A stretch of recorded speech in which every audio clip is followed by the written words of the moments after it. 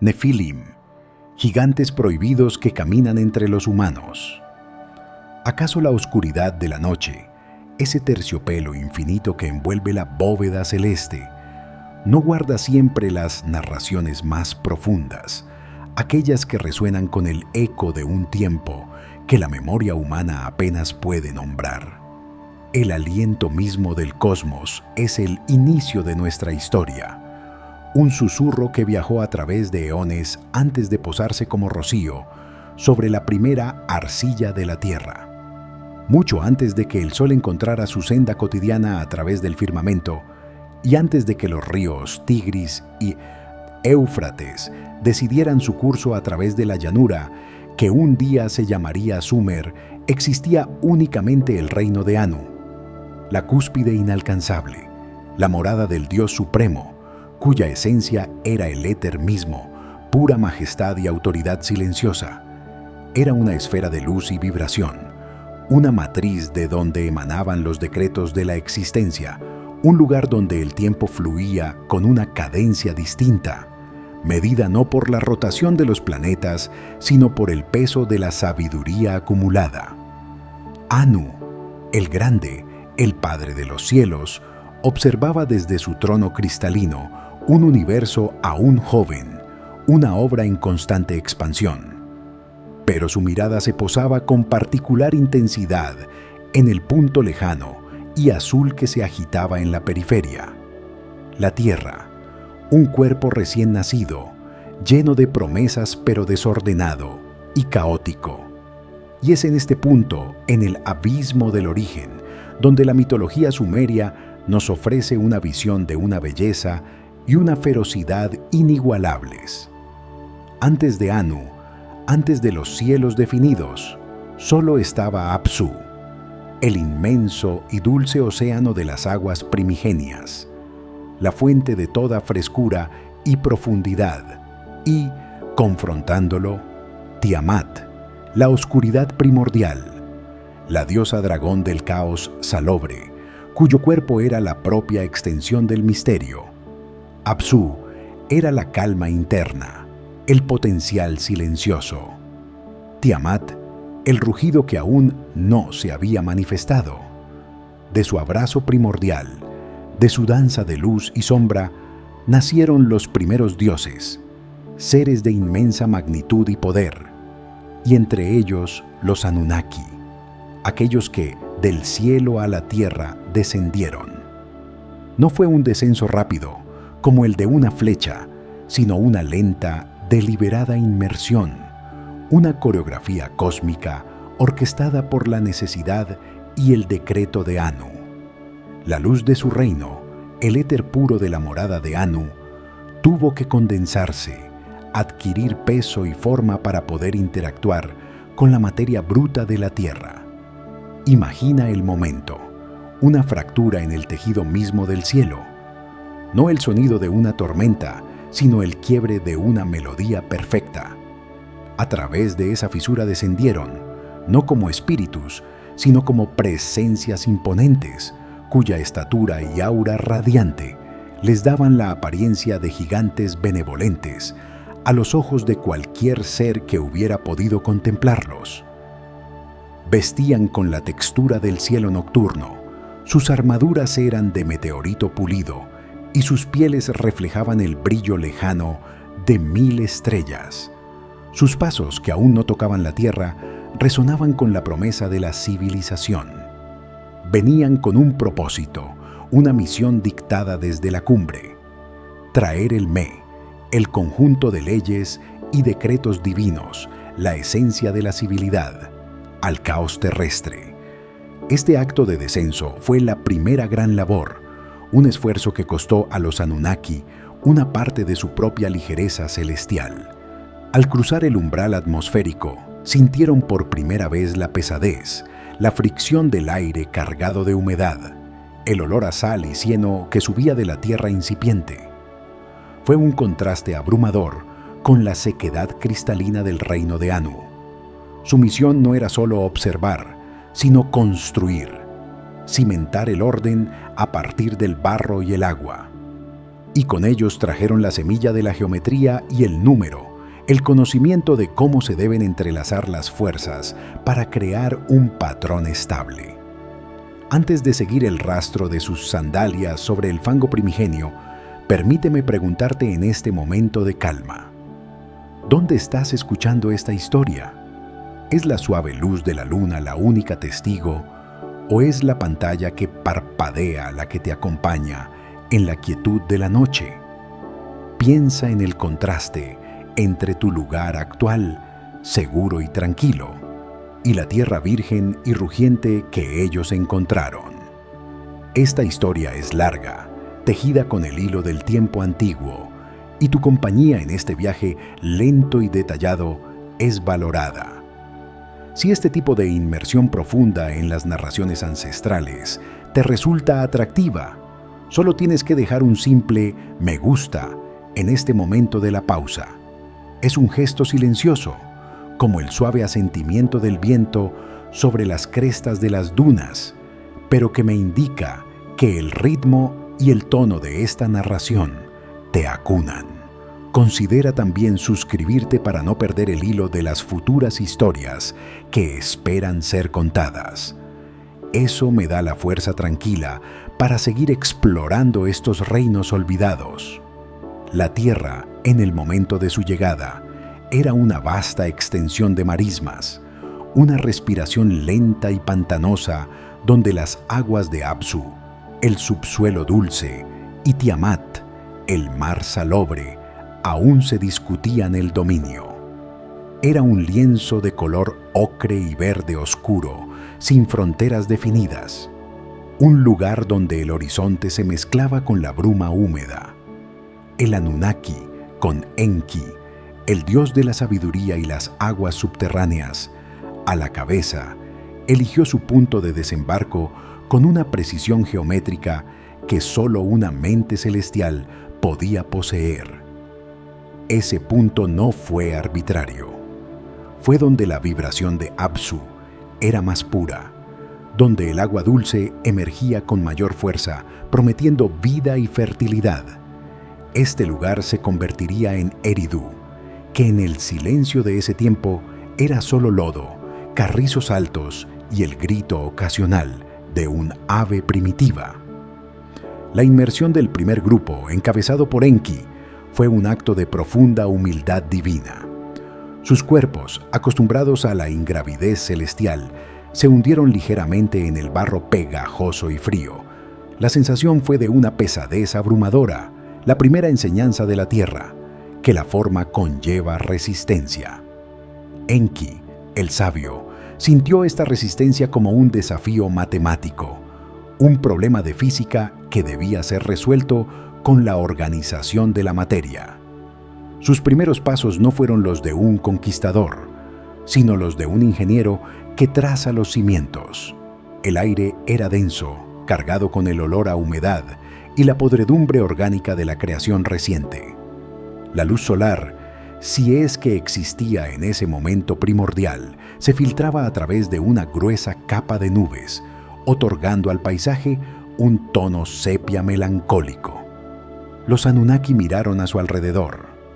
No había oro, ni palacios, ni la música de las esferas que llenaba el reino de Anu. Solo había trabajo, un trabajo hercúleo que desafiaba su propia naturaleza inmortal. Y en ese primer momento de contemplación, incluso los más fuertes entre ellos, los que habían comandado batallones de estrellas, sintieron la punzada de una tarea infinita. La primera tarea de Eridu no fue construir un palacio, sino drenar la ciénaga, levantar montículos de tierra para secar el suelo, para establecer un punto, un centro, un ombligo de la tierra desde el cual pudiera irradiar el orden. Utilizaron herramientas forjadas en el fuego cósmico, capaces de mover toneladas de tierra con un simple gesto de la voluntad, pero incluso ese poder era finito en el inmenso volumen de la tierra. Su primer hogar fue una cabaña de cañas, tejida con la arquitectura de la necesidad, no de la ostentación. Enki, el señor de Apsu, usó su autoridad sobre las aguas para invocar canales, invitando al agua dulce a fluir de forma controlada y desterrando el agua salobre de vuelta al mar. La cabaña, erigida sobre el primer suelo seco, fue el primer templo, el Eapsu, la casa de las aguas profundas, un lugar de meditación y planificación. Mientras Enki lidiaba con el subsuelo y la fundación, Enlil, el dios del viento y la autoridad, aterrizó a cierta distancia, en la región que más tarde sería Nippur. Enlil era el ejecutor de los decretos de Anu, la fuerza del clima, la energía que dispersaba el caos. Su llegada fue acompañada por una ráfaga de viento seco que barrió temporalmente la humedad, como si la tierra misma se inclinara ante su poder. La división de tareas se hizo evidente de inmediato. Enki trabajaría con la esencia interna, el conocimiento oculto, el flujo suave. Enlil trabajaría con la forma externa, la ley, la estructura visible, la autoridad impuesta desde arriba. Eran dos mitades de un todo, dos tensiones necesarias, la sabiduría íntima y el orden público. El trabajo se centró en la creación de los primeros patrones estables. Primero, el río. Los Anunnaki trazaron los lechos del Tigris y el Éufrates, no permitiendo que las aguas divagaran a voluntad, sino dándoles un camino, una disciplina geométrica que garantizaría la vida futura. Luego, el campo. Desmalezaron, quemaron las zarzas, nivelaron el suelo, preparando la matriz para la siembra cósmica. Su labor era una gigantesca jardinería, donde el jardín no era un patio, sino un planeta entero. Y entonces, en el centro de Eridu y más tarde en otras ciudades clave, concibieron el Zigurat. Este no fue un simple edificio, sino una escalera simbólica, un punto de contacto físico entre su antiguo hogar celestial y su nuevo puesto terrestre. Los Zigurats se levantaron lentamente, capa sobre capa de ladrillo de barro cocido al sol, un testimonio de la pesadez de su trabajo. Cada rampa, cada escalón, era una oración hecha de materia, una forma de recordarle a Anu que el orden se estaba estableciendo abajo. El Zigurat era también una máquina de percepción. Desde su cima, los Anunnaki podían observar el patrón estelar con mayor claridad, permitiéndoles alinear sus ciudades con las constelaciones, integrando el destino terrestre con el ritmo cósmico. Era la personificación del Me en ladrillo y mortero, el lugar donde la ley celestial se grababa en tabletas de arcilla. La construcción de estas torres no fue un acto de alegría, sino de rigurosa necesidad, un esfuerzo continuo que agotaba su energía celestial. El polvo de ladrillo se adhería a su piel, la humedad se filtraba en sus huesos inmortales, y el silbido del viento que Enlil usaba para secar el barro se convertía en un lamento constante en sus oídos. ¿A qué hora de la noche te ha llegado este sonido? Sientes el peso de ese esfuerzo inmemorial, el cansancio de seres que no estaban destinados al trabajo manual, sino al decreto. Es importante detenerse en esta sensación, el contraste entre su origen etéreo y la realidad pegajosa de la tierra. El reparto de las tareas no alivió la carga, sino que la organizó. Enki se hundió en las profundidades de Apsu, buscando la esencia de la vida, el conocimiento para la irrigación y la magia. Enlil se alzó sobre la superficie, supervisando la construcción, regulando el clima, asegurando que cada ciudad se fundara exactamente dónde y cómo se había ordenado.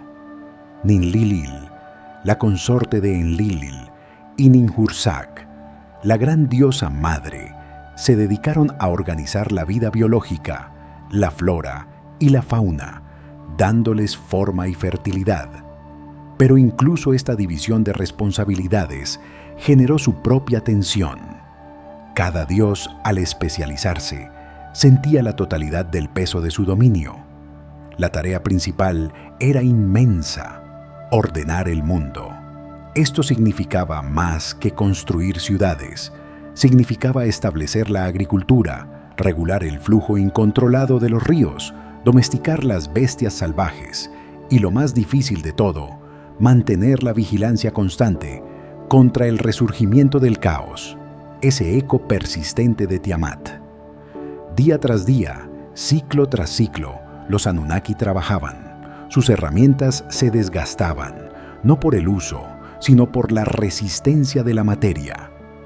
Sus voces, acostumbradas a dar órdenes que se convertían instantáneamente en realidad, tenían que repetirse, susurrarse, casi rogarse a la tierra para que se diera.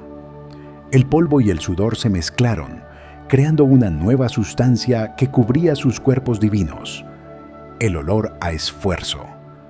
En su estado celestial, el trabajo era un acto de creación mental. Aquí, en la tierra, era un forcejeo físico. Cavaban canales, desbrozaban selvas, nivelaban colinas. La música de las esferas había sido reemplazada por el ruido monótono de la pala contra la piedra, el chapoteo del lodo, el gemido de la tierra al ser domada. Y la fatiga comenzó a hacer mella, no solo en sus cuerpos, que eran más resistentes que cualquier roca terrestre, sino en su espíritu, en su paciencia infinita.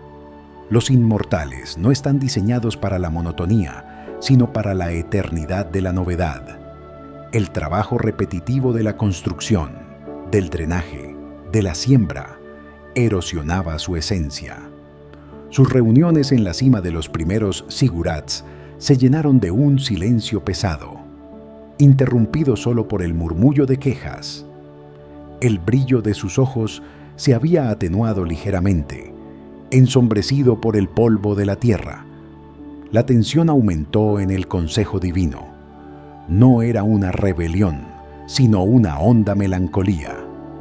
Un dios, incluso uno de los Anunnaki, debe tener tiempo para la contemplación, para el ejercicio de su dominio intelectual. Enki, en su Apsu, pasaba horas diseñando sistemas de irrigación perfectos, pero luego tenía que pasar días con las manos en el lodo, implementando esos diseños. Enlil, el autoritario, se encontraba más como un capataz que como un regente cósmico, gastando su formidable energía en disputas sobre la colocación de ladrillos o la fuerza de las inundaciones. El dilema era profundo. ¿Devolver el planeta al caos? Imposible. El decreto de Anu era absoluto. ¿Continuar con este agotamiento? Insostenible. Llevaría al decaimiento de su propia divinidad. Y así surgió la idea, susurrada por primera vez por un dios menor, cuyo nombre la historia olvidó, pero que rápidamente resonó en el corazón cansado de Enki: la necesidad de seres auxiliares, no máquinas que solo pueden replicar la fuerza, sino seres que pudieran compartir la carga con un entendimiento rudimentario, que pudieran ser dirigidos, que pudieran sentir la recompensa del trabajo bien hecho, liberando así a los dioses para el trabajo más elevado de la legislación, la astronomía y la planificación. En el gran salón de Nippur, donde Enlil presidía, el ambiente estaba cargado, no de ira, sino de una desesperación silenciosa. Algunos Anunnaki abogaron por el regreso, otros por una magia más radical que transformara la Tierra en un instante. Pero Enki se levantó. Su presencia tranquila contrastaba con la vehemencia de los demás. Su voz, profunda como el murmullo de las aguas subterráneas, propuso la solución: la creación de la Lulu, el mezclado, el ser humano. Enki no propuso un esclavo sin alma. Su visión era más ambiciosa, más filosófica. Propuso un ser que pudiera ser un colaborador, un guardián de la civilización que estaban construyendo, un recipiente para una pequeña chispa de la conciencia divina que les permitiría entender el propósito del orden. La diosa Ninhursag, la que da forma, la madre de todos los vivientes, apoyó de inmediato esta visión.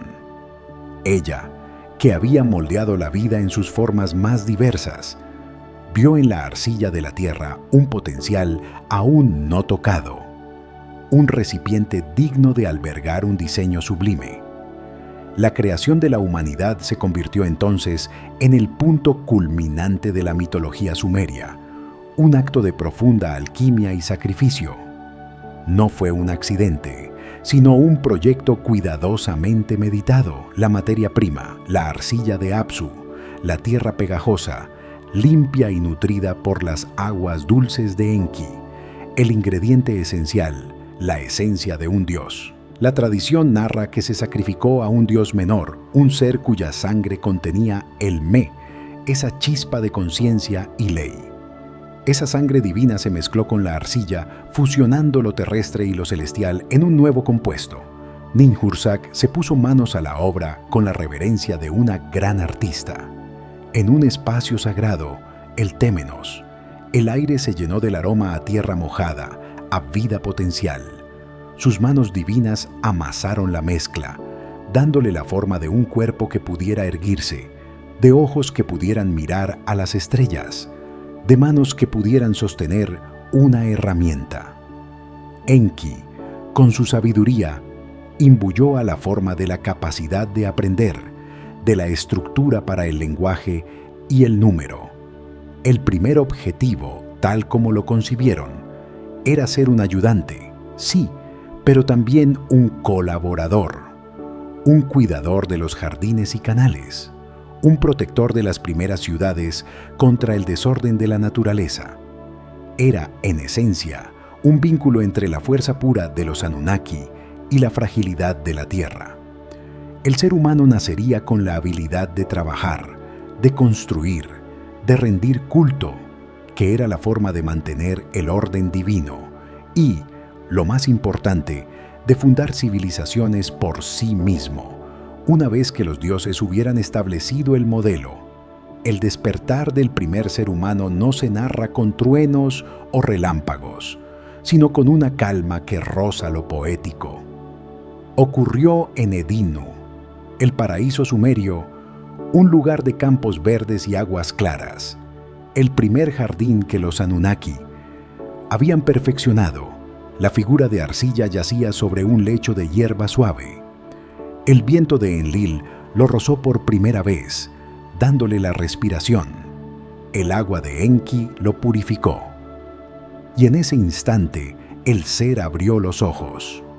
La luz que percibieron no era el sol, sino el brillo interior de su propia chispa divina. El primer sonido que escucharon fue el suave murmullo del agua que fluía, la voz silenciada de Apsu. El primer olor fue el de la tierra fértil y los carrizos. El Anunnaki observó, silencioso, la primera manifestación de la conciencia humana. Era un momento de triunfo para Enki y Ninhursag, un momento de profunda esperanza. El cansancio de los dioses, por un instante, se disipó ante la maravilla de la creación. Y tú, que me escuchas en el silencio profundo de tu noche, puedes sentir el aroma de esa tierra primigenia, ese olor a creación y posibilidad. ¿Puedes imaginar la suave luz que acarició la piel del primer ser consciente? ¿El latido recién encendido en su pecho? La narración lenta, la inmersión en el detalle sensorial, busca precisamente eso, llevarte al borde de ese jardín, Edinu, para que tú mismo puedas ser testigo. Si el ritmo de esta historia te permite flotar en este estado de antigua calma y te ha acompañado lo suficientemente bien como para aliviar la tensión de tu día, este es un momento perfecto para un gesto de reciprocidad tranquila.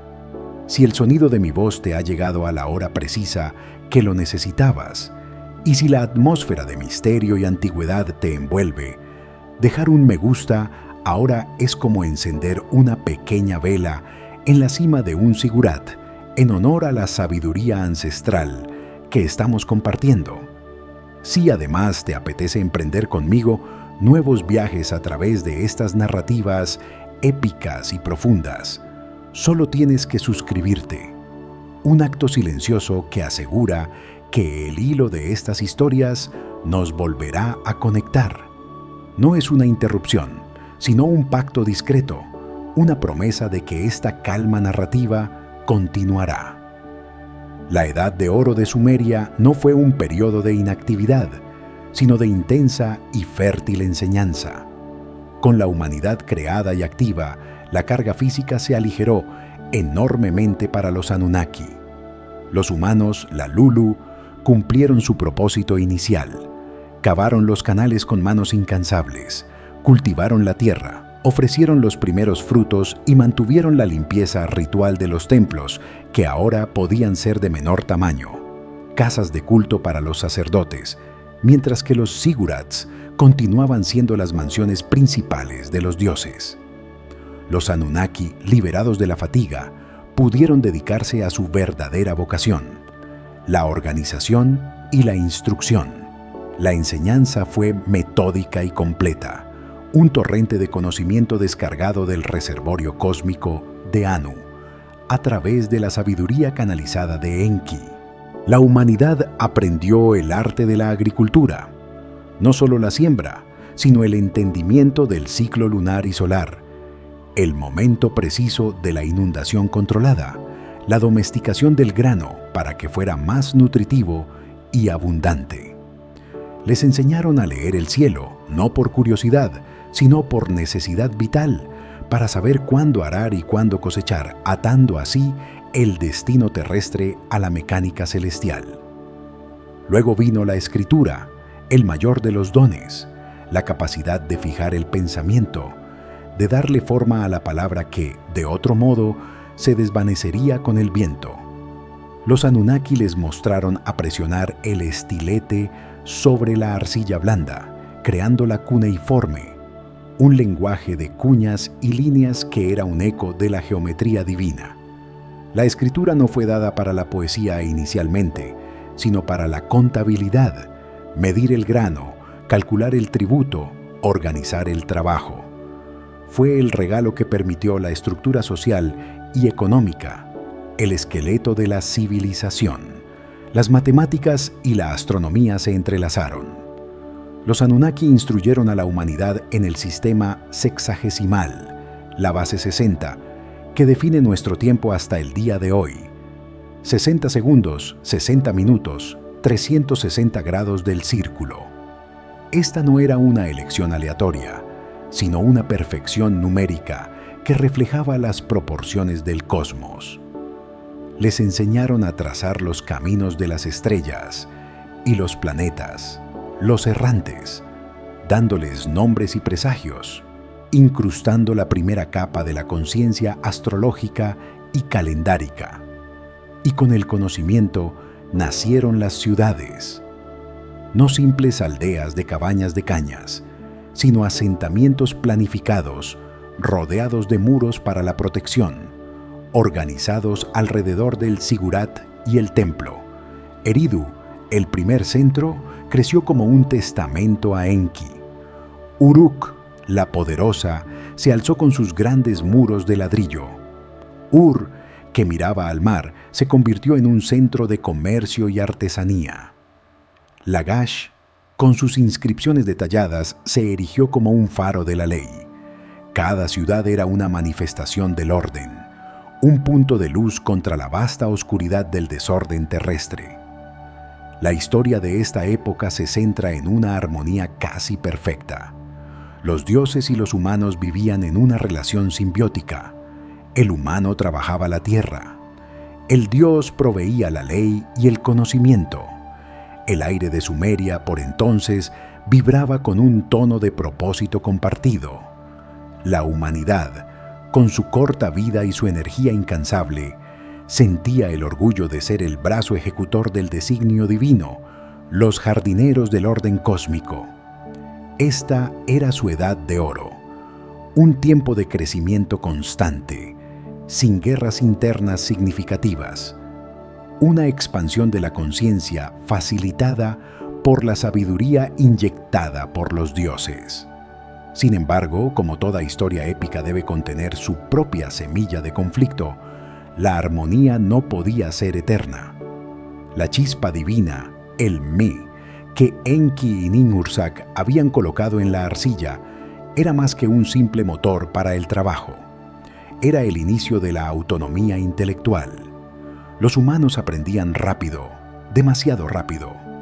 Lo que comenzó como un simple cálculo de grano, pronto se convirtió en la especulación sobre el porqué de la geometría estelar. Lo que era un simple acto de obediencia en el canal, se transformó en una pregunta sobre el control del agua. Aquí es donde la tensión se manifestó en el plano divino, un conflicto filosófico que no se resolvió con armas o inundaciones, sino con el peso silencioso de la diferencia de opiniones entre los dos grandes regentes de la Tierra, Enki y Enlil. Enki, el sabio, el dios de Apsu, observaba a la humanidad con el orgullo de un padre que ve a sus hijos superar sus expectativas. Él creía en el potencial de la chispa que había puesto en ellos. Su filosofía era que, para que el orden fuera verdaderamente estable, debía ser entendido y elegido por los guardianes, no simplemente impuesto. Quería darles más más de los decretos ocultos de la creación, para que pudieran navegar los desafíos de la existencia con una verdadera conciencia y soberanía. Enki sentía que la humanidad, aunque creada para servir, estaba destinada a algo más grande, a convertirse en pequeños espejos del orden cósmico, capaces de replicar la creación a escala terrestre. Enlil, el ejecutor, el dios del viento, observaba con creciente recelo y una profunda preocupación por la estabilidad. Para él, la humanidad era una herramienta, una solución al problema de la fatiga, una herramienta que, si se le daba demasiada conciencia, se volvería impredecible. La ley de Anu era la ley del orden jerárquico. Si la humanidad adquiría la sabiduría de los dioses, ¿quién cavaría los canales? ¿Quién ofrecería el tributo que sostenía el flujo de energía del cosmos?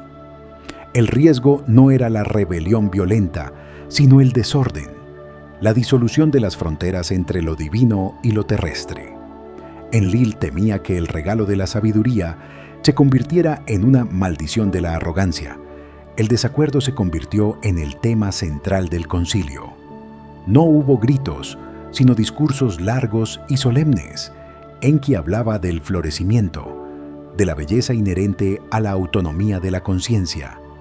Enlil hablaba del peligro, del caos que espera en el umbral, de la lealtad debida a Anu. La tensión se hizo palpable. Los dioses menores se dividieron, algunos atraídos por la promesa de la ascensión humana, otros aterrorizados por la amenaza a la estructura de poder. Este conflicto filosófico no violento se convirtió en el nudo gordiano que determinaría el destino de Sumeria. ¿Debía la humanidad permanecer en un estado de obediencia iluminada o debía ascender a una conciencia casi divina, con todos los riesgos que ello conllevaba? La balanza se inclinó temporalmente a favor de Enlil, no por su fuerza, sino por la antigüedad del decreto de Anu, el orden primero, la perfección después. Tsoi se impuso una restricción a la transferencia de conocimiento. Los humanos mantuvieron la agricultura, la escritura, la ley básica. Pero se les negó el acceso a los secretos más profundos de la inmortalidad, la manipulación de la materia a escala cósmica, el control absoluto sobre el clima. Esta decisión, tomada por el concilio, fue el primer gran dolor de la humanidad, una limitación impuesta a su potencial por la preocupación divina. El tiempo se extendió como un río ancho, y la relación entre los Anunnaki y la humanidad entró en una nueva fase. Ya no era de tutor a alumno, sino de observador a observado. Los dioses comenzaron su lento, deliberado regreso al reino celestial. No fue una estampida, sino un repliegue gradual. Primero, Anu dejó de descender a las cimas de los Sigurats. Luego los dioses menores regresaron a la corte celestial, dejando a sus vicarios y sacerdotes humanos a cargo de los templos y rituales. Los grandes Anunnaki, Enki y Enlil no se fueron por completo, sino que se retiraron a la vigilancia desde el interior del éter, desde las alturas de los cielos definidos. Sus presencias se hicieron sutiles, menos tangibles. Enki regresó a la inmensidad de Apsu, donde su sabiduría se convirtió en el murmullo constante del agua de pozo, el conocimiento secreto que solo los sacerdotes más dedicados podían escuchar. Enlil se elevó a la atmósfera, donde su autoridad se manifestó como el trueno distante, el viento que a veces era una brisa nutricia y otras, una tormenta de advertencia. Lo que quedó en Sumeria fue su legado. Los templos, con sus muros gigantescos y sus intrincados relieves, quedaron como museos de su paso, recordatorios físicos de la época en que dioses y hombres caminaron juntos. Los Sigurats, esas escaleras de ladrillo, se mantuvieron firmes, ahora no tanto como residencias, sino como faros de la memoria. Eran el testamento silencioso de que el cielo y la tierra se habían unido en ese punto. Y la humanidad continuó su camino, guiada por el conocimiento que les habían dejado. La escritura cuneiforme se convirtió en la herramienta de los reyes y los escribas. La ley se convirtió en el fundamento de la sociedad, organizada y detallada, como lo demuestran las futuras tablas de Hammurabi, un eco distante de los decretos de Enlil.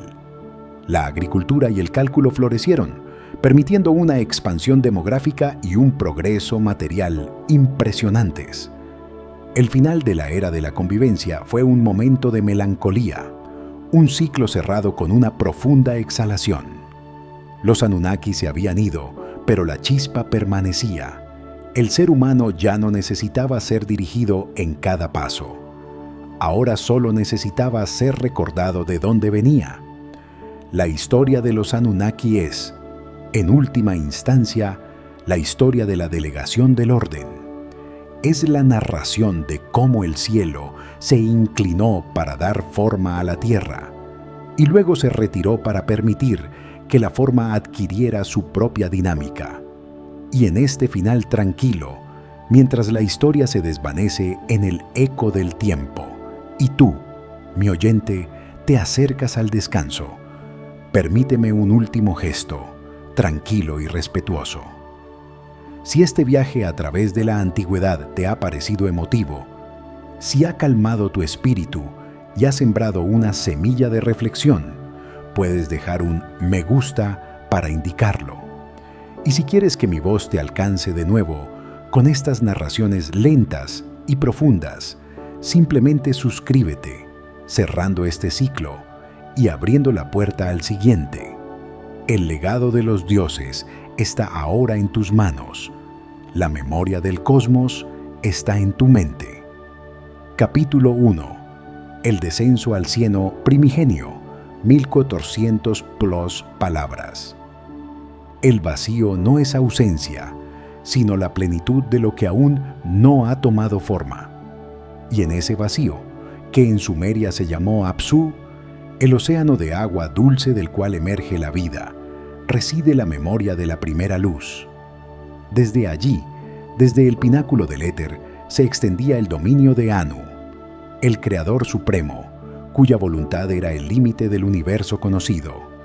La atmósfera en su reino no era aire, sino una resonancia de cristales que cantaban, un silencio vibratorio donde los decretos nacían perfectos y completos.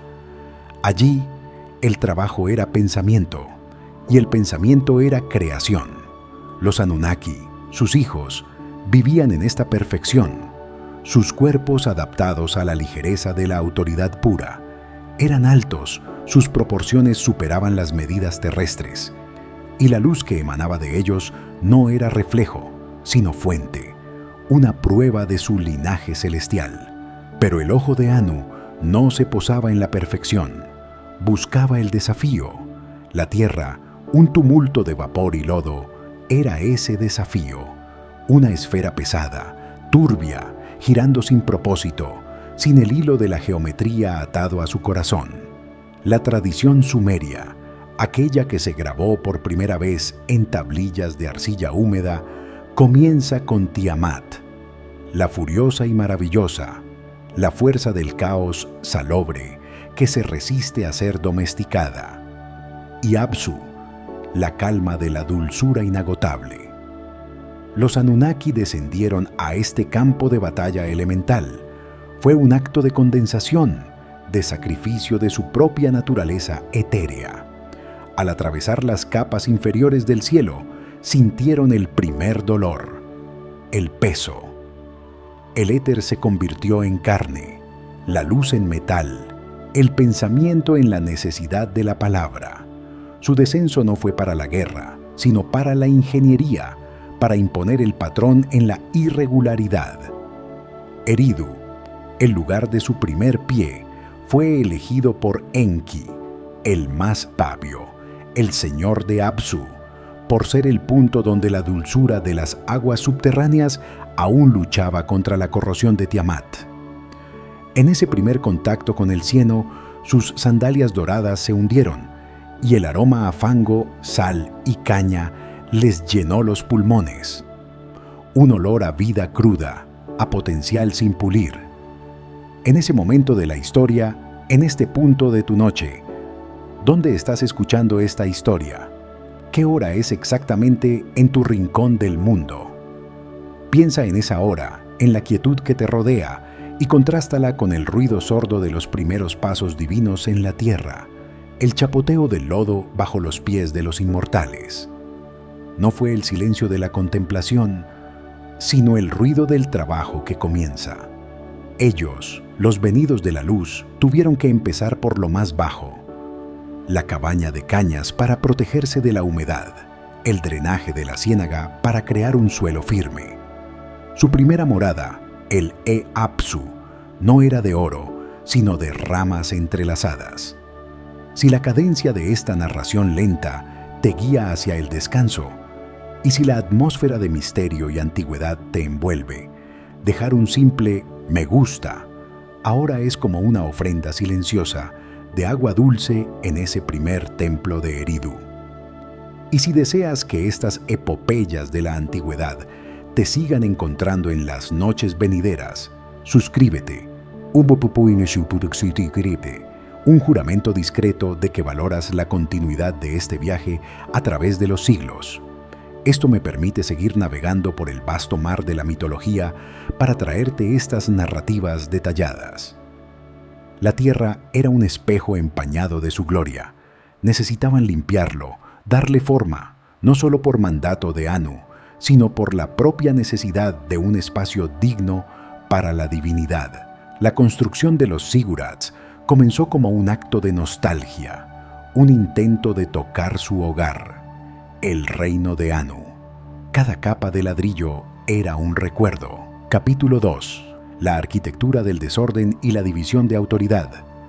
2800 palos, palabras total. El primer desafío no fue la materia, sino la voluntad de la materia. La tierra, cargada con la esencia indómita de Tiamat, se negaba a la geometría, se resistía a la línea recta. Para los Anunnaki, acostumbrados a un mundo donde la curva y el plano eran perfectos por decreto mental, esta resistencia era un problema filosófico. La fuerza debía ser complementada con la paciencia, un atributo que habían olvidado en la inmediatez de Anu. Enlil, el viento, el segundo en autoridad después de Anu, aterrizó en el norte, en lo que sería Nippur. Su esencia era la autoridad, el orden impuesto. Donde Enki manipulaba el agua con sutileza, Enlil comandaba el clima con vehemencia. Su primer acto fue un grito de viento que secó momentáneamente la superficie. abriendo brechas en la niebla primigenia. Pero incluso el viento no podía sostener la forma sin la ayuda de la forma misma. La tierra necesitaba un esqueleto, y Enlil se dedicó a ser el arquitecto de esa estructura ósea. La concepción de los zigurats fue la primera gran colaboración tangible. No eran solo escaleras, eran máquinas de ordenamiento. La base ancha representaba la firmeza de la tierra y la cima, el acercamiento al cielo. Construirlos era un rito diario. Los dioses, con sus herramientas de luz, cortaban y cosían millones de ladrillos de barro. El sol, convocado por Enlil para que fuera más constante y feroz, endurecía el material. El trabajo era extenuante. La repetición de los movimientos, el olor a barro húmedo y piel caliente, el sonido constante de la mezcla de arcilla y paja, se convirtió en la banda sonora de los primeros siglos. Para un ser cuyo espíritu está forjado en la eternidad, la repetición es la forma más insidiosa de la fatiga. Enki, desde el E-Apsu en Eridu, se sumergió en su dominio. El agua subterránea es el portador de la sabiduría oculta, el espejo en el que se reflejan los secretos de la creación. Él no solo cavó canales, sino que entendió la red de venas de la tierra, la forma en que el agua se mueve, nutre y mata. Su labor era la de un cirujano cósmico, dirigiendo el flujo vital con precisión para evitar la inundación y la sequía. El reparto de tareas se hizo oficial. Enki gobernaba el Apsu, la sabiduría, las artes y la fundación de Eridu. Enlil gobernaba el Ki, la tierra habitable, la autoridad, la ley y la fuerza de Nippur. Eran el yin y el yang de la creación, la tensión entre la comprensión y la imposición. Su misión se centró en la regulación de los ríos, el Tigris y el Éufrates, los grandes afluentes que darían vida a Sumeria. Enlil, con el viento, despejó las obstrucciones y señaló el curso ideal. Enki, con el agua, aseguró el flujo constante y el equilibrio de la humedad. La fundación de las primeras ciudades no fue por estética, sino por necesidad estratégica, puntos focales para irradiar el orden. Cada piedra colocada, cada campo delimitado, era un triunfo momentáneo sobre el caos persistente. Pero el volumen del trabajo era inmenso. La llanura de Sumer era vasta, y cada metro cuadrado exigía la atención de un dios. El cansancio no era físico en el sentido humano, sino una erosión de la voluntad. Los dioses extrañaban la ligereza, la inmediatez de la creación celestial. Ahora, cada logro venía con el costo de un esfuerzo titánico y el sabor amargo de la fricción con la materia bruta. El sonido de su trabajo se volvió un lamento sordo, un susurro de descontento que viajaba entre los campamentos de caña. Enlil, el más propenso a la impaciencia, sintió la frustración del límite. ¿Por qué una raza de seres inmortales debía gastar su tiempo en la albañilería? Capítulo 3. La melancolía de los inmortales y la necesidad de la Lulu. Quadrient 200 plus, palabras total. El sol, implacable y seco por decreto de Enlil, se alzaba y se ponía, y cada ciclo parecía llevarse consigo un poco del brillo estelar de los Anunnaki. La melancolía se instaló en el corazón de los inmortales. Sus reuniones, que antes eran foros de planificación majestuosa, se convirtieron en un intercambio de quejas susurradas. La arcilla, la misma materia que estaban tratando de domar, se había infiltrado en su esencia, haciéndolo sentir el peso del tiempo de una manera que su vida en el reino de Anu nunca les había permitido. El cansancio se manifestó como una lentitud en sus movimientos, una falta de alegría en sus decretos. La tarea de ordenar el mundo se sentía como el castigo de Sísifo. Empujando la pesada roca del caos, solo para ver cómo se deslizaba de nuevo. Los dioses menores, aquellos con menos poder y más cercanía al trabajo físico directo, fueron los primeros en alzar la voz. Su lamento era una música triste que ascendía al consejo, un clamor por el alivio. La tensión alcanzó su punto álgido cuando una parte del sistema de irrigación que Enki había diseñado y que los dioses menores habían construido con esfuerzo, colapsó debido a una subida inesperada del caudal del río. No fue un acto de sabotaje, sino la imprevisibilidad inherente a la tierra. Enlil, al presidir la asamblea que siguió al desastre, no mostró ira, sino una profunda y silenciosa fatiga. Su voz era áspera cuando preguntó: ¿hemos descendido del éter de Anu para convertirnos en albañiles del lodo? ¿Es esta la nobleza de nuestro linaje, la repetición infinita del trabajo de la pala? Enki, siempre el conciliador y el pensador, respondió, pero su respuesta no fue una defensa del trabajo, sino una propuesta radical. Había pasado incontables horas observando la vida emergente, la constancia de los carrizos, la resistencia de las pequeñas criaturas que se adaptaban al fango. Vio la capacidad de la tierra para dar forma y vida. Su propuesta no era buscar ayuda en otro plano celestial, sino crearla en el plano terrestre. Necesitaban un ser que pudiera sentir el placer y el orgullo del trabajo repetitivo, un ser con una vida más corta, lo suficientemente mortal como para no cansarse de la repetición, y lo suficientemente consciente como para entender una orden. El ser humano, la Lulú, el trabajador, el mezclado, debía nacer. El debate fue largo y lleno de matices filosóficos. Algunos temían la creación de una conciencia, por pequeña que fuera, que pudiera desafiar el orden. Enlil dudó, viendo en la creación de una nueva raza la semilla del desorden futuro. Pero el peso de su propio agotamiento, la necesidad inmediata de liberarse de la carga, superó su cautela. Capítulo 4. El sacrificio alquímico y la arquitectura de la conciencia. 5600 plus, palabras total. La decisión estaba tomada, pero la ejecución requería una alquimia que solo la diosa madre, Ninhursag, Ninmah, la dadora de formas, podía llevar a cabo. La creación de la Lulú no era una simple escultura, era una infusión de lo divino en lo terrenal. El ingrediente más crucial era la esencia, el alma, la chispa de Anu. Por decreto del Consejo, un dios menor cuyo nombre permanece en los susurros del Apsu fue sacrificado. Su sangre, que fluía con el Me, las leyes divinas, se convirtió en el catalizador.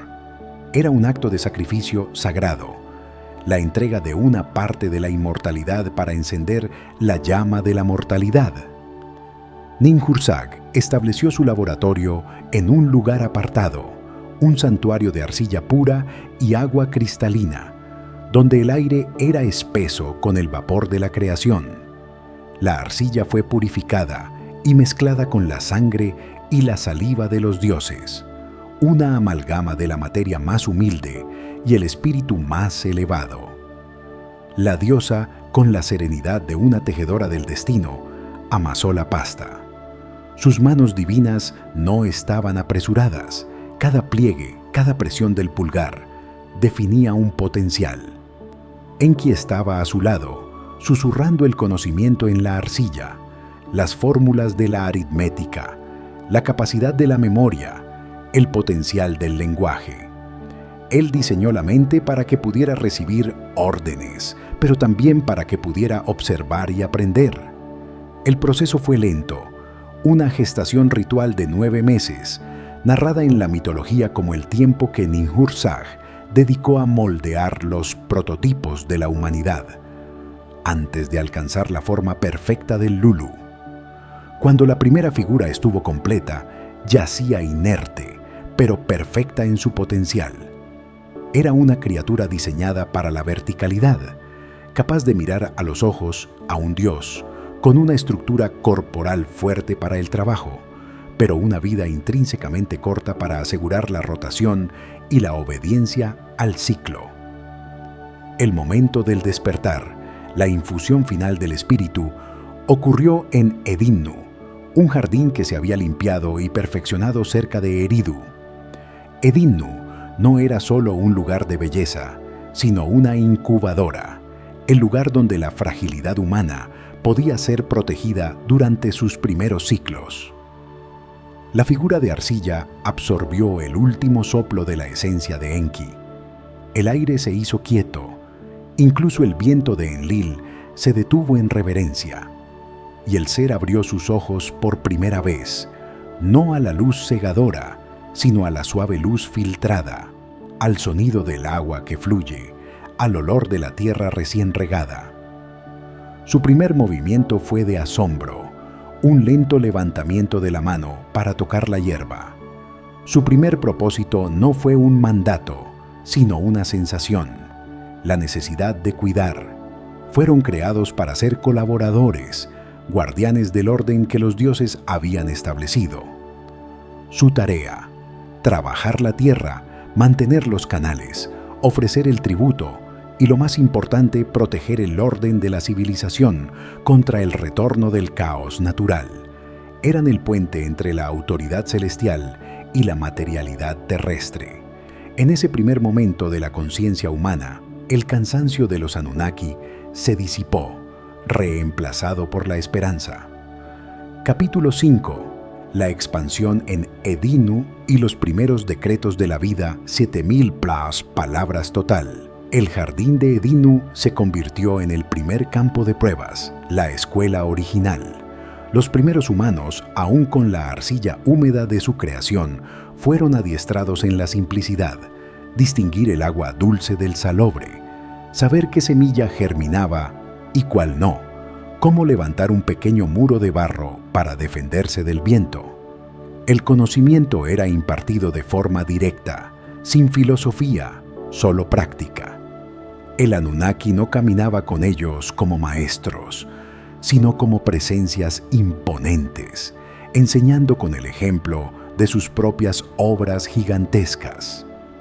Enki, el sabio, se encargó personalmente de inculcar el ritmo. La vida humana, corta y rápida en comparación con la eternidad divina, necesitaba un pulso. Les enseñó el ciclo de la siembra y la cosecha, la contabilidad básica para rastrear el tiempo y el rendimiento. Les mostró a usar la cuneiforme para registrar el excedente, para saber cuánto grano debían guardar para el dios y cuánto podían consumir.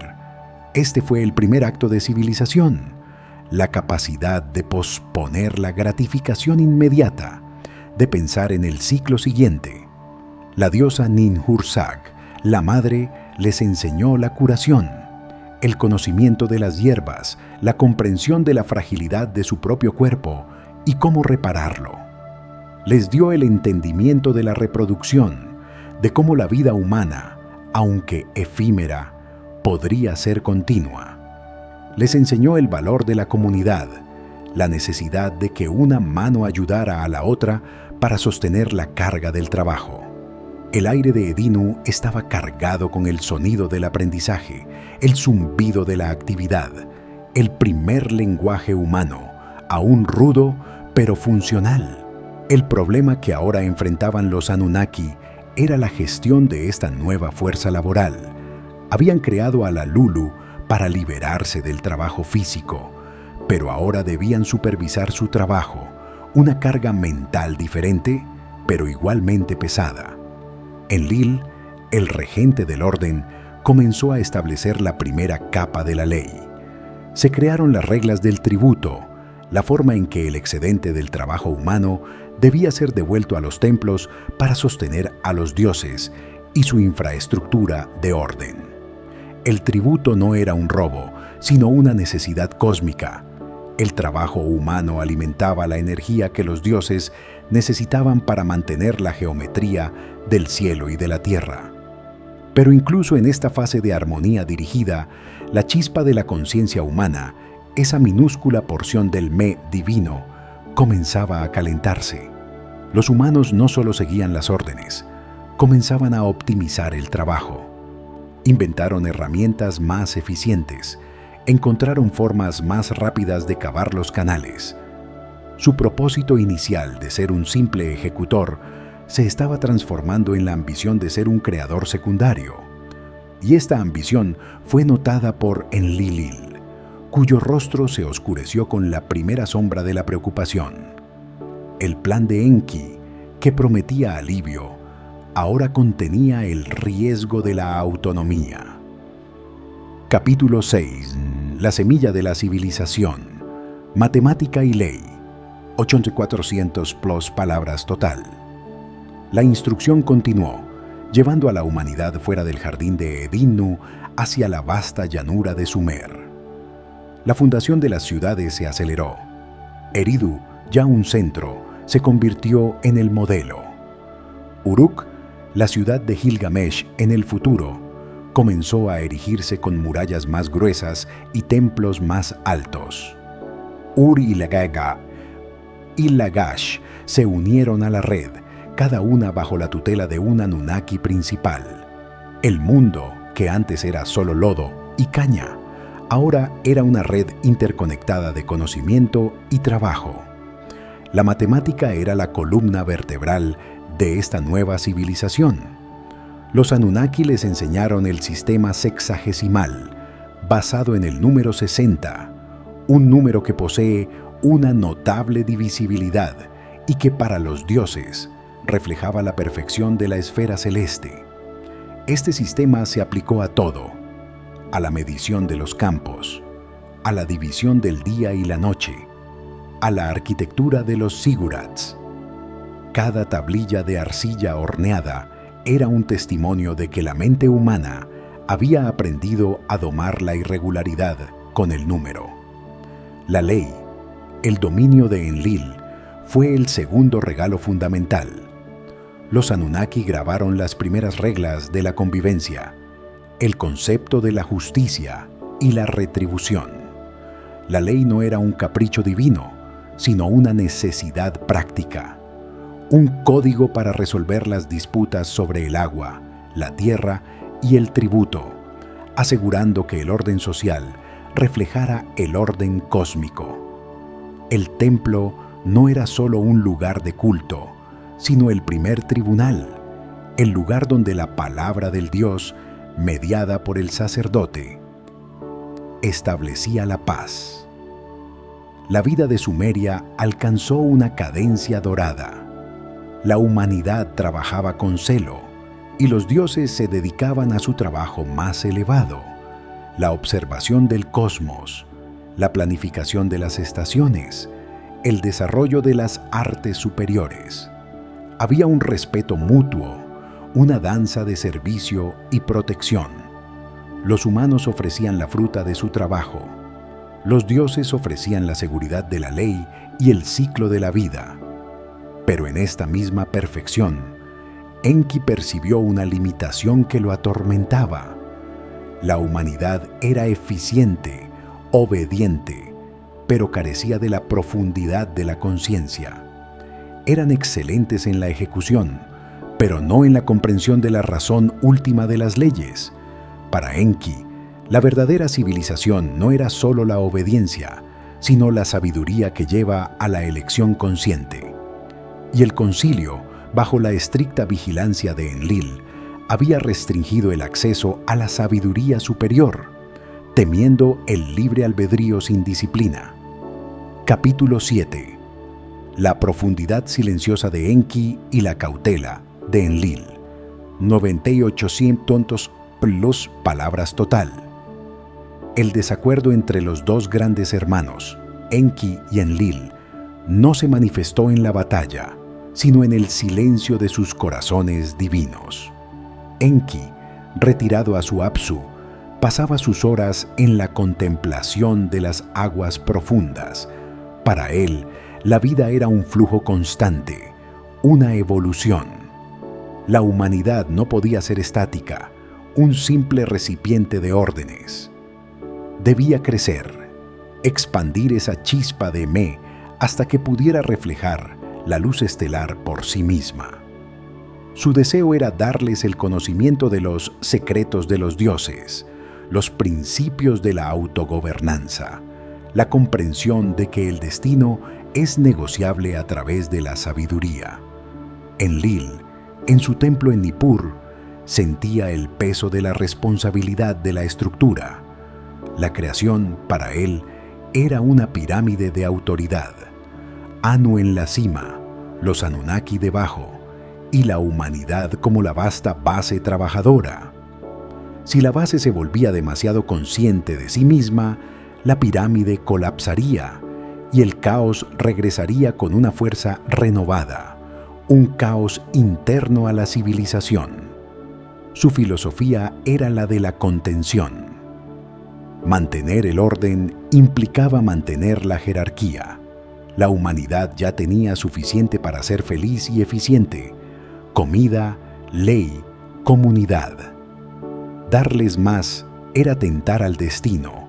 Este conflicto filosófico era la tensión silenciosa que corría bajo la superficie dorada de Sumeria. Se discutía en el concilio, no con insultos, sino con argumentos de peso cósmico. La libertad de la conciencia versus la seguridad del orden. La mayoría de los dioses, cansados de la fatiga original, se inclinaron hacia Enlil, favoreciendo la estabilidad que la obediencia humana les proporcionaba. El destino de Sumeria dependía de esta elección. ¿Serían los humanos eternos sirvientes o se les permitiría un camino hacia la co-creación? Aquí, en el núcleo de la historia, permítame una pausa tranquila y un pensamiento compartido. Si la inmersión en estas profundidades mitológicas te resulta atractiva, dejar un me gusta es como encender un pequeño incienso en el templo de la narración, un gesto de respeto al flujo de la historia. Te recuerdo también que suscribirte es una forma de asegurar que esta voz y su ritmo te alcancen de nuevo cuando la noche lo requiera. Es un pacto de continuidad, una promesa de más sabiduría. La balanza se inclinó a favor de Enlil. Se decidió que la humanidad recibiría solo la sabiduría necesaria para la supervivencia y la función social, pero no los secretos del poder divino. Esta fue la primera gran limitación impuesta al potencial humano, un techo de cristal que solo el tiempo y la astucia de Enki podrían, tal vez, romper. Capítulo 8. La vigilancia y el primer problema. La liviandad humana. 1200 plus palabras total. Con la restricción del conocimiento impuesta, los Anunnaki asumieron un nuevo rol: la vigilancia. Se retiraron parcialmente, pero sus ojos estaban fijos en las ciudades. Observaban cómo la humanidad trabajaba y prosperaba, pero con la prosperidad, un nuevo problema comenzó a surgir, un problema sutil, no de rebelión, sino de liviandad y olvido. La primera generación de humanos, aquella que había visto a los dioses en el barro de Eridu, recordaba el propósito original: servir al orden. Pero a medida que las generaciones pasaban y la vida se hacía más fácil gracias a la infraestructura divina, el trabajo se convirtió en un fin en sí mismo, y la reverencia a los dioses se diluyó en el ritual. Los humanos comenzaron a construir sus propios placeres, música más ruidosa, banquetes más largos, preocupaciones centradas en el yo y la acumulación. El tributo se ofrecía, pero el corazón del ofrecimiento se había vuelto hueco. Enlil se exasperó. Su ira no era por el trabajo incumplido, sino por el ruido. La humanidad era ruidosa en su prosperidad. El clamor de las ciudades, las disputas, las celebraciones. El constante murmullo de la vida humana ascendía a los cielos como una cacofonía que perturbaba la meditación divina. El silencio del cosmos era profanado por la frivolidad terrestre. Enlil vio esto como la prueba de su cautela. Sin una restricción total, la humanidad se dedicaría a la tontería. Enki, desde su Apsu, veía el problema con más matices. No era maldad, sino inmadurez. El me que les había dado era como un motor potente sin un freno fuerte. Necesitaban más sabiduría para manejar su propia existencia, no menos. Pero Enlil ya estaba debatiendo medidas drásticas. La propuesta del viento era un recorte de la población, una forma de reducir el ruido y el desorden. Pero Ninhursag, la dadora de formas, se opuso, argumentando que no se podía destruir lo que se había creado con sacrificio divino. El problema, por ahora, se resolvió con un aumento en la severidad de las leyes, impuestos más duros y rituales más exigentes, una forma de mantener a la humanidad ocupada y humilde. Pero la semilla del problema mayor ya estaba plantada: la desproporción entre la vida corta y el potencial del alma humana. Capítulo 9. El retiro de la diosa madre y el peligro de la autonomía. 1600 plus palabras total. Ninhursag, la diosa que moldeó el barro con sus manos, sintió una profunda tristeza por el destino de su creación. Ella entendía la necesidad del orden de Enlil, pero compartía la visión de Enki sobre el potencial. Al ver cómo la humanidad se desviaba hacia la liviandad y cómo Enlil respondía con severidad, decidió retirarse. Su partida fue silenciosa, un repliegue a las montañas y a los desiertos. Dejó la fertilidad de la llanura en manos de los dioses menores, retirando su presencia directa de las ciudades. Su retiro sirvió como una advertencia silenciosa. Sin la mano nutricia de la dadora de formas, la humanidad se encontró, por primera vez, completamente dependiente del sistema de Enki y el orden de Enlil. La tierra seguía dando fruto, pero el crecimiento no era tan espontáneo. Los desastres naturales, que antes eran mitigados por la presencia activa de la diosa madre, ahora golpeaban con mayor fuerza. La humanidad se vio obligada a depender más de su propia inventiva, de las matemáticas y la ingeniería que Enki les había dado, para compensar la ausencia. Este fue un punto de inflexión. La restricción impuesta por Enlil sobre la sabiduría ya no era suficiente para mantener el control. Los humanos, al enfrentar la dificultad, se vieron obligados a innovar. Y la innovación, para Enlil, era una forma sutil de desobediencia, una forma de buscar soluciones fuera del decreto divino. Un ejemplo claro fue el uso más sofisticado del fuego y la metalurgia. Enki les había dado el conocimiento básico. La humanidad comenzó a refinarlo, creando herramientas y armas que desafiaban la fragilidad de su propia existencia. El conflicto filosófico se agudizó. Enlil argumentaba que la humanidad estaba usando su intelecto para desafiar las limitaciones naturales. Enki sonreía en su Apsu, viendo el florecimiento de la chispa que él mismo había puesto. Solo necesitan más control sobre su propia conciencia, hermano, era el mensaje silencioso de Enki. La autonomía sin sabiduría es caos. La autonomía con sabiduría es orden eterno. Pero Enlil no escuchaba la sabiduría de la profundidad. Solo veía el riesgo en la superficie. Capítulo 10. La lucha por el Me y la expansión de Uruk, 14.000 palabras total. El Me, la esencia de las leyes y los poderes divinos, se convirtió en el punto central de la disputa. Los Anunnaki custodiaban cientos de Me que regían desde el arte de la profecía hasta el poder de la guerra. Enki, el poseedor original de muchos de estos secretos, comenzó a filtrarlos sutilmente a la humanidad a través de sus sacerdotes y reyes, no de forma directa, sino a través de acertijos, de conocimiento codificado en rituales y mitos. El enfoque de esta nueva oleada de conocimiento fue Uruk, una ciudad que crecía con una ambición singular, más allá de la piedad de Eridu. Uruk se convirtió en el centro de la sabiduría avanzada, el lugar donde la matemática se elevó a la astronomía y la contabilidad a la filosofía, bajo el liderazgo de sus primeros reyes, que eran parcialmente divinos, los gigantes que caminaron con los dioses, pero que no tenían nada que ver con los Nefilim. La ciudad comenzó a construir su propia identidad, una que dependía menos del miedo al castigo y más del orgullo por el conocimiento. Enlil se dio cuenta de este goteo de Me. No pudo culpar directamente a Enki, pues el sabio siempre podía argumentar que el humano había descubierto la fórmula por sí mismo a través de la lógica. La tensión se volvió insoportable en el concilio.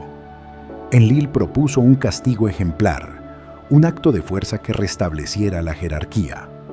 Pero Enki lo detuvo con la lógica de la creación. Si destruyes lo que hemos creado, hermano, la vergüenza caerá sobre nosotros, y el decreto de Anu de ordenar este planeta quedará incompleto. El conflicto filosófico se resolvió temporalmente con una tregua incómoda. Enlil no destruiría a la humanidad, pero exigiría un control más estricto sobre sus líderes. Los reyes de Sumeria fueron obligados a renovar sus juramentos a Enlil, y los rituales de tributo se hicieron más onerosos. La humanidad, al sentir esta presión, no se rebeló, sino que se volvió más astuta, aprendiendo a equilibrar la obediencia ritual con la búsqueda silenciosa del conocimiento. El problema, sin embargo, no desapareció, solo se escondió bajo la superficie de la ley. Capítulo 11. La inundación controlada y el juicio de Enlil. Milinville 400 plus palabras total. El ruido de la humanidad, su constante liviandad y su incesante innovación se volvió insoportable para Enlil. La tensión se acumuló hasta el punto de que el viento no pudo contenerse más. Su paciencia se agotó. Enlil no buscaba la aniquilación total, sino una purificación, un restablecimiento del respeto a través del miedo y la pérdida. Su plan fue un juicio a través del agua, una inundación controlada que borraría las ciudades ruidosas y dejaría solo a los más humildes y obedientes. Enlil movilizó a los dioses del clima y de la tormenta, ordenándoles que desataran una lluvia torrencial y que el Éufrates se saliera de sus cauces. La idea era dejar una capa de cieno y silencio sobre Sumeria, obligando a los humanos a empezar de nuevo, recordando su fragilidad y la inmensa autoridad del cielo. Este fue el momento más oscuro del conflicto entre los hermanos. Enki, que conocía el corazón de la humanidad y que había visto el potencial en su creación, no podía permitir la destrucción. Él no se enfrentó a Enlil en la batalla, pues la autoridad de Enlil era incuestionable. En cambio, usó su sabiduría y su dominio sobre Apsu.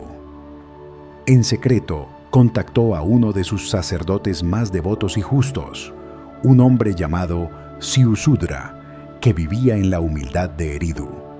Enki no le habló directamente, sino a través de la pared de cañas de su choza, susurrándole la geometría de una embarcación. Ziusudra, obedeciendo la voz en el viento y el agua, construyó el arca, siguiendo las instrucciones de Enki para que fuera capaz de flotar y contener la semilla de la vida. La inundación llegó con una ferocidad temible. Los cielos se abrieron, los ríos rugieron, y las ciudades ruidosas de Sumeria fueron sumergidas bajo el agua salobre y el lodo. El grito de la humanidad se elevó por un breve momento, y luego fue silenciado por la masa de agua. Cuando Enlil vio lo que había sucedido y el silencio que siguió, sintió una satisfacción oscura. la paz que viene después de una acción drástica. Pero su victoria fue incompleta. Al ver que Ziusudra y su embarcación habían sobrevivido, con la semilla de la vida y el conocimiento a salvo, comprendió que Enki lo había superado. La inundación de Enlil había purificado la tierra, pero la semilla de la conciencia humana había sido preservada por la sabiduría de Enki. La humanidad había recibido una lección de humildad, pero el potencial de la autonomía aún flotaba sobre las aguas. El conflicto se había intensificado a un nivel de acción y reacción, pero seguía siendo una lucha entre el orden, Enlil, y la sabiduría, Enki. Capítulo 12. La renovación y el regreso del silencio. 1600 palabras total. Tras el gran diluvio, Sumeria era un lienzo lavado. El cieno fresco se extendía por la llanura, un suelo fértil y silencioso. Ziusudra desembarcó su embarcación y comenzó la tarea de la renovación. Los Anunnaki, reunidos en el concilio, discutieron el futuro. Enlil, aunque frustrado por el escape de Ziusudra, aceptó el resultado. La humanidad había sido humillada, su ruido acallado, su ligereza castigada. La lección se había impartido. El acuerdo final fue un pacto de no agresión y de estricta regulación. La humanidad sería repoblada, pero con reglas más claras sobre el tributo, la obediencia y el miedo. Ziusudra y sus descendientes recibieron la bendición de la vida larga y el conocimiento, y se les encargó ser los sacerdotes y guardianes de la nueva Sumeria. La diosa Ninhursag regresó de su retiro para ayudar en la repoblación, asegurando que la vida vegetal y animal regresara con vigor. La nueva Sumeria fue un renacimiento. Las ciudades se reconstruyeron sobre los cimientos de las antiguas, más humildes al principio, más conscientes de su fragilidad. El trabajo recomenzó, pero ahora con un tono de solemnidad, con una memoria fresca del poder del cielo. La escritura se usó para registrar la epopeya del diluvio, un recordatorio constante de la autoridad de Enlil. La humanidad se centró en la supervivencia y en el cumplimiento de su propósito original. Enki, viendo su semilla a salvo, se retiró a una vigilancia aún más sutil. Él entendió que la inundación había sido un catalizador. Había obligado a la humanidad a depender de la sabiduría interna, la geometría del arca, en lugar de la guía externa, la palabra directa del Dios.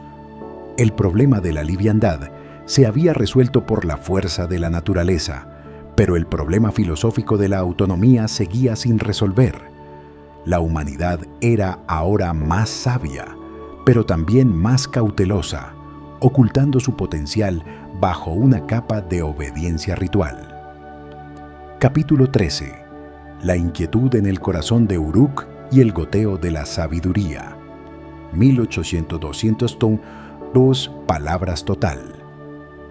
A pesar de la renovación, la inquietud humana no se había extinguido, solo se había refinado. Uruk, la ciudad más grande, se convirtió en el centro de esta inquietud. Sus grandes murallas y zigurat reconstruido no eran solo monumentos a Enlil, sino símbolos de la habilidad humana para superar la adversidad. La nueva generación de escribas, descendientes de Ziusudra, se dedicó a la astronomía y la matemática avanzada, con una pasión que rozaba la obsesión. Enki, cumpliendo su promesa de no desafiar directamente a Enlil, siguió filtrando la sabiduría de forma indirecta. Lo hizo a través de los sueños de los reyes, a través de la interpretación de los presagios, a través de la lógica que él había incrustado en la estructura del universo. El conocimiento de la geometría del cosmos, de la periodicidad de los planetas, de la profundidad del alma, goteaba lentamente en la conciencia de los líderes sumerios. El nuevo problema que surgió fue la ambición del liderazgo. Los reyes de Uruk, imbuidos de esta sabiduría goteante, comenzaron a verse no solo como administradores de la ley de Enlil, sino como corregentes, como pastores de la humanidad con una autoridad casi divina. Se dedicaron a la expansión territorial, a la creación de vastos imperios. Esto no era desobediencia al tributo, sino una desviación del propósito. Los Anunnaki les habían dado el conocimiento para mantener el orden, no para la conquista. Enlil, al ver la guerra incipiente entre las ciudades-estado, sintió que el caos había regresado de una forma más sutil y dañina: el conflicto interno entre hermanos. Su autoridad sobre el orden estaba siendo desafiada por la ambición que la propia sabiduría de Enki había catalizado. Capítulo 14. El lamento del viento y la carga de la eternidad. 1900-600. Palabras total. El lamento de Enlil se convirtió en el viento seco que barría la llanura.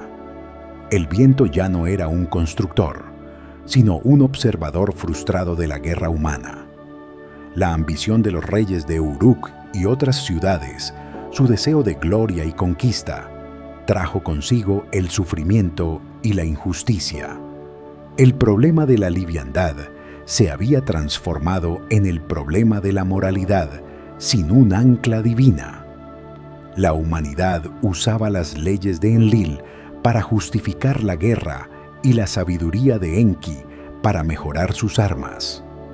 Enlil, desde su morada, comenzó a cuestionar el acto mismo de la creación humana. ¿Había valido la pena el alivio del trabajo físico si el resultado era un caos moral? La respuesta silenciosa de Enki, a través del murmullo del Apsu, era siempre la misma. La elección es el precio de la conciencia, hermano. El orden impuesto es frágil.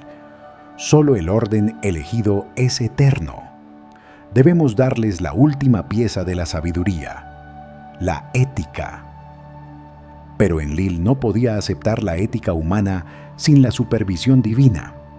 Su preocupación era la inestabilidad inherente al libre albedrío. Si el humano elegía, también podía elegir el mal, y ese mal se propagaría como una enfermedad en el tejido del orden cósmico. La tensión era ahora una herida abierta entre los hermanos. El concilio se reunió por última vez para discutir el destino final. El consenso fue unánime. La humanidad era inestable. Ni Enki ni Enlil podían controlarla sin aniquilación o esclavitud total. Y ninguna de estas opciones era aceptable para Anu. La solución se convirtió en el repliegue total. Capítulo 15. El retiro definitivo y la última lección silenciosa. Bondil Mil Plus, palabras total. Los Anunnaki tomaron la decisión más difícil: el retiro definitivo. No una huida, sino un acto de delegación final. Entendieron que la humanidad, con la chispa divina en su corazón, ya no era su sierva, sino su sucesora. Su papel había pasado de constructores a modelos. La partida no fue anunciada. Fue un lento desvanecimiento, una atenuación de su presencia. Los grandes Anunnaki dejaron de aparecer en la cima de los Sigurats. Sus sacerdotes y reyes se encontraron cada vez más solos, obligados a interpretar los presagios y a tomar decisiones por sí mismos. Los Anunnaki se elevaron a su esfera celestial, al reino de Anu, desde donde podían observar el experimento a una distancia segura, desde el éter puro, donde su esencia no sería contaminada por el ruido y la fricción terrestre. Antes de su partida, Enki impartió la última lección silenciosa. Codificó el resto del Me en la estructura del lenguaje, en los patrones de la música, en la alquimia de la vida. Dejó el conocimiento final accesible, pero oculto, para que la humanidad tuviera que trabajar para descubrirlo, para que la sabiduría se ganara con el esfuerzo de la conciencia, no con la simple obediencia. Capítulo 16. El silencio del templo y la carga de la soberanía. 20.402 plus palabras total. Sumeria se despertó un día con una diferencia sutil pero profunda. el silencio del templo. Ya no había una voz directa que dictara la ley, solo la voz de los sacerdotes que interpretaban las tablillas antiguas. La carga de la soberanía, el peso de la elección, cayó completamente sobre los hombros de los reyes. El problema que ahora enfrentaba la humanidad era la interpretación. La ley de Enlil era estricta, pero sin el Dios para aplicarla, se volvió flexible y a menudo corrupta. La sabiduría de Enki era profunda, pero sin el Dios para guiar el estudio, se convirtió en esoterismo y especulación. La humanidad tuvo que aprender a vivir con la tensión de dos legados poderosos sin la presencia de sus autores. Los Sigurats se convirtieron en las torres de la soledad. Los sacerdotes subían a la cima, no para encontrarse con los dioses, sino para contemplar el vasto cielo, buscando un eco de la autoridad perdida, obligados a encontrar la respuesta en su propio corazón. El conflicto entre las ciudades-estado continuó, pero se resolvió finalmente por el surgimiento de grandes legisladores humanos como Hammurabi en una era posterior,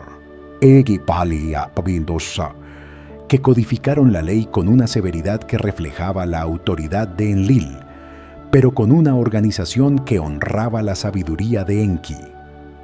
Capítulo 17. El legado entrelazado y la danza de la creación. Bozditei 800 plus palabras total. El legado de los Anunnaki se entrelazó en el tejido de Sumeria. Los dioses se habían ido, pero no habían fallado. Habían completado su misión de ordenar el mundo y de crear un ser que pudiera sostener ese orden. Los templos y las ciudades eran el testimonio. El lenguaje cuneiforme era el alma de la civilización y el conocimiento de la agricultura y la ley era el cuerpo. El problema de la autonomía se había resuelto por la fuerza de la necesidad. Al ser abandonados, o mejor dicho, delegados, la humanidad se vio obligada a ejercer su libre albedrío, a tomar la rienda del destino que Enki y Enlil habían debatido. El caos de la guerra se equilibró con la creación de imperios estables, la injusticia con el surgimiento de códigos legales. La humanidad demostró que, aunque imperfecta, la chispa de Anu en su interior era lo suficientemente fuerte como para no autoaniquilarse. La sabiduría final que la humanidad obtuvo fue esta: la ley y la sabiduría no son opuestos, sino dos pilares del mismo arco. El orden sin conciencia es esclavitud, la conciencia sin orden es caos. La civilización humana es la danza constante entre la estricta estructura de Enlil y el flujo libre de Enki. Capítulo 18. El cierre del ciclo y el eco del Apsu. 2500 plus palabras total. Y así, el ciclo se completó. Los Anunnaki, aquellos que descendieron para fundar el orden, se convirtieron en el mito, en el recuerdo, en la leyenda ancestral que persiste en el eco de las tablillas de arcilla. El reino de Anu sigue siendo la cúspide inalcanzable, pero la Tierra, el dominio de la humanidad, es un reflejo imperfecto, pero vivo, de esa perfección celestial. El último problema, el de la inestabilidad de la conciencia humana, se resolvió a través de la supervivencia misma. El caos no los consumió, el orden no los esclavizó. Encontraron el equilibrio dinámico que los dioses no pudieron imponer, sino que solo podían catalizar. La humanidad continuó su camino, guiada por el conocimiento que les fue legado. El Sigurat ahora no es una escalera de regreso, sino un monumento a la partida, un lugar de memoria y profunda reflexión. El final de la historia es la paz que viene con la aceptación de la propia soberanía. La voz de Enki es el murmullo inagotable del agua subterránea, la fuente de la verdad que está siempre disponible para el que sepa cavar en su propia profundidad. El espíritu de Enlil es el viento que barre la llanura, un recordatorio constante de que el orden debe ser mantenido con disciplina. Y tú, que has viajado conmigo a través de este inmenso laberinto de la antigüedad, que has escuchado el sonido de la arcilla y el lamento de los dioses, has llegado al final de la epopeya. Siente el peso de esta historia, el ciclo cerrado de la creación y la delegación. Si este viaje te ha parecido bello y profundo, y si el ritmo te ha acunado en esta noche, puedes dejar un me gusta para indicarlo. Y si quieres que la calma de mi voz y la profundidad de estas narrativas te alcancen de nuevo cuando la necesites, simplemente suscríbete, cerrando el círculo de este encuentro y prometiendo la apertura del próximo. El silencio de la noche es ahora tuyo, lleno del conocimiento de que la chispa de la creación reside en la arcilla de tu propio ser. Descansa en la certeza del legado.